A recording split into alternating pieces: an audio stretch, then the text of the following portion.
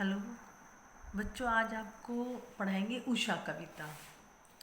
उषा कविता शमशेर बहादुर सिंह द्वारा लिखी गई है और उषा कविता में कवि ने भोर के आकाश का जो पल पल सौंदर्य बदल रहा है, जो आकर्षण है, उसका वर्णन किया है इस कविता में। ये एक प्रकृति की कविता है, ठीक है। इस कविता में कवि जो है वो प्रकृति को ग्रामीण जीवन के परिवेश से जोड़ करके प्रस्तुत करता है।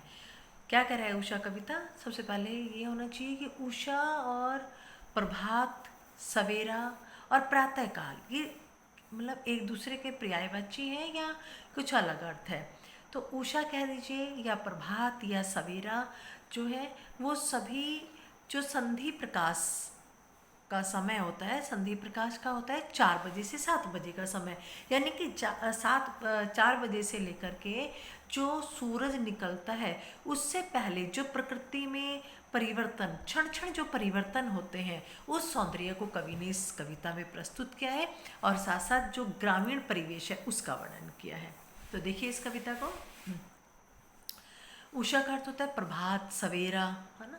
प्रातः नभ था बहुत नीला, शंख जैसे भोर का नभ। जैसे तुलना कर रहा है यहाँ कवि, कह रहा है कि जो उषा का, जो प्रभात का जो आकाश था वो कैसा था? नीला। किसके जैसे नीला? शंख के जैसे नीला। तो यहाँ तुलना कर रहा है आकाश की, नीले आकाश की तुलना किससे कर रहा है? नीले शंख से कर रहा है। तो कह रहा है कि जो भोर का नभ था, जो भोर का आकाश था, वो नीलिमा लिए हुए था, नीले रंग का था। किसके? शंख के जैसा नीला था। तो यहाँ कौन सा अलंकार हो गया? शंख जैसे उपमा अलंकार। राख से लीपा हुआ चौका अभी गीला पड़ा है। गीला पड़ा है को ब्रैकेट में बंद करा हुआ है। कह रहा है कवि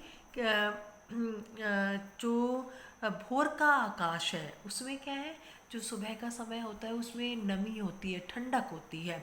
तो दूसरा क्या होता है, उसमें पवित्रता होती है और उसमें श्यामलता ज़्यादा होती है। तो कवि कह रहा है ऐसा लगता है भोर का आकाश जैसे गांव की महिला ने चौके को किससे? राख से लीप दिया है। जब हम चौके को राख से लीपते हैं तो उसमें जो सलेटीपन है वो ज़्यादा होता है। तो कह रहे हैं कि जो सलेटीपन है वो उसमें राख से लिपे हुए चौके में ज़्यादा है। साथ साथ चौका हम किस लिए लिपते हैं? पवित्रता के भाव के लिए। और तीसरा, वो अभी गीला पड़ा है। गीले का अर्थ है उसमें नमी है, कि जैसे गांव में राख से चौके को लीपते हैं तो उसमें एक सलेटीपन होता है, साथ साथ उसमें पवित्रता का भाव होता है और उसमें नमी भी होती है। ऐसे ही भोर का जो नभ है उसके अंदर क्या है? सलेटीपन ज़्यादा है। दूसरा, उसमें नमी है। और तीसरा, जो भोर है वो क्या है? पवित्रता का भाव लिए हुए है। दूसरा उदाहरण उन्होंने दिया है प्रकृति को ग्रामीण परिवेश के साथ जोड़ते हुए। दूसरा उदाहरण या कह दीजिए या बिंब कह दीजिए। बिंब या उपमान या उदाहरण एक ही बात है। बहुत काली सिल जरा से लाल केसर से की जैसे धुल गई हो। केसर जो है एक सुगंधित फूल है, सुगंधित फूल है जो हमारे शरीर के स्वास्थ्य के लिए भी उपयोगी है। तो कह रहा है बहुत काली सिल। काली सिल किसको कहा गया है? आकाश को। काली सिल कहा है आकाश को।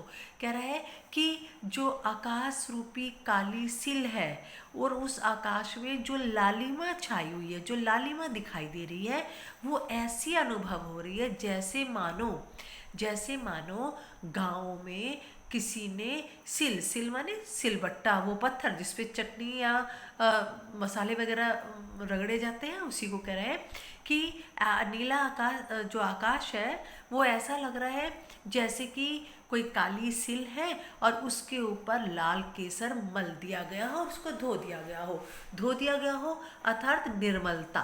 धोने का अर्थ क्या है? निर्मलता। कि जो वो है आकाश रूपी सलेट है वो ऐसी लग रही है जैसे कि गांव में सिल होती है और उस सिल के ऊपर जो लाल केसर है वो रगड़ करके धो दिया गया हो। जो आकाश में लालिमा छाई हुई है वो उस कवि को ऐसी लगती है जैसे सिल के ऊपर लाल केसर मल के धो दिया हो।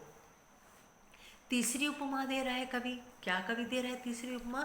सलेट पर या लाल खड़िया चाक मल दी हो किसी ने, या सलेट, सलेट वही वही सलेट आकाश को कहा है। अब यहाँ सिल को भी आकाश को ही जो है वो सिल कहा था, और यहाँ पर सलेट को भी कह रहा है आकाश को ही, कि आकाश ऐसा लग रहा है जैसे कि सलेट हो, और उस सलेट पर जो सफ़ेदी छाई हुई है, जो लालिमा छाई हुई है, उसे देख करके कवि कहता है कि आकाश रूपी सलेट पर ऐसा लगता है मानो किसी ने लाल खड़िया या चौक मल दी हो। ठीक है, ये हो गए हैं। पहला उदाहरण उन्होंने ग्रामीण परिवेश का दिया, राख से लिपा हुआ चौका। दूसरा दिया उन्होंने कि गांव में जो सिल होती है जिस पे लाल केसर लगा करके धो दिया है। और तीसरा उदाहरण दिया है, आकाश ऐसा लग रहा है जैसे काली सलेट हो और उसके ऊपर लाल खड़िया, खड़िया जो है वो चौकी है, एक तरह से चौक लंबे आकार की होती है, खड़िया जैसे गोल मिट्टी का ढीला होता है उस टाइप से है। तो अब क्या कहता है कवि आगे, नील जल में या किसी की गौर झिलमिल देह जैसे हिल रही हो। नीला जल किसको कहा है? आकाश को। जो नीला आकाश है, कवि कहता है कि मुझे ऐसा लग रहा है जैसे ये नीला जल है, और इस नीले जल में से जो चमकता हुआ सूरज उग रहा है, वो कवि को ऐसे लगता है जैसे कोई गोरी सुंदरी, कोई गौर वर्ण की, कोई गोरे रंग की नायिका या सुंदरी, क्या है, देह माने शरीर की, चमकते हुए शरीर को लेकर के बाहर आ रही है। वास्तव में कोई नायिका नहीं है, क्या है, सूरज है, और वो चमकता हुआ सूरज बाहर आ रहा है, अपनी रोशनी फैला रहा है, किरणें फैला रहा है। तो कवि को ऐसा लगता है कि नीले आकाश में से, अर्थात नीले आकाश रूपी जल में से कोई सुंदरी, कोई गौर वर्ण की सुंदरी, कोई गोरी सुंदरी, क्या है, अपने चमकते हुए शरीर को बाहर लेकर के आ रही है। इस प्रकार सूरज का उदय हो जाता है। और क्या है कि यहाँ पर जो है वो कौन सा अलंकार है? मानवीकरण अलंकार। मानवीकरण अलंकार कि सूर्य को क्या माना है? सुंदरी, नायिका, और जल में से निकल करके आ रही है। तो सूर्य जो है प्रकृति निर्जीव में है, तो यहाँ उसको नायिका के रूप में प्रस्तुत किया है, इसलिए यहाँ पर मानवीकरण अलंकार है। और के बाद जो है वो कवि इस और शब्द पे थोड़ा जोर दे रहा है, बल दे रहा है, और कह रहा है जादू टूटता है इस उषा का, सूर्य उदय हो रहा है, कि जो उषा है, जो प्रभात है, जो सवेरा है, जो उसका पल पल में जो सौंदर्य हमारे सामने आ रहा था, वो पल पल बदलता हुआ जो सौंदर्य है, उसका जो जादू है, जादू का अर्थ है आकर्षण, है ना, जो आकर्षण है वो सूर्य के निकल जाने के बाद समाप्त हो जाता है। तो पल पल क्या बदल रहा है? कभी तो कालीमा ज़्यादा है, कैसे, शंख के जैसी नीली, कभी राख से लिपे हुए चौके के जैसी, कभी काली सिल के जैसी, कभी सलेट के जैसी, कभी जो है सूरज उगना, कभी को ऐसा लगता है जैसे कोई गोरे शरीर की नायिका जो है वो बाहर आ रही है। तो जो पल पल क्षण क्षण प्रकृति का सौंदर्य, आकर्षण क्या है, बदल रहा है, कवि ने उसी को जादू कहा है। और जैसे ही सूरज निकलता है वो जादू समाप्त हो जाता है। आपको ये पढ़ा भी दिया है बोर्ड पर ये लेसन, और ये अब आपको वीडियो में भेज दिया गया है। नहीं समझ में आए तो कोई भी डाउट है वो आप पूछ सकते हैं।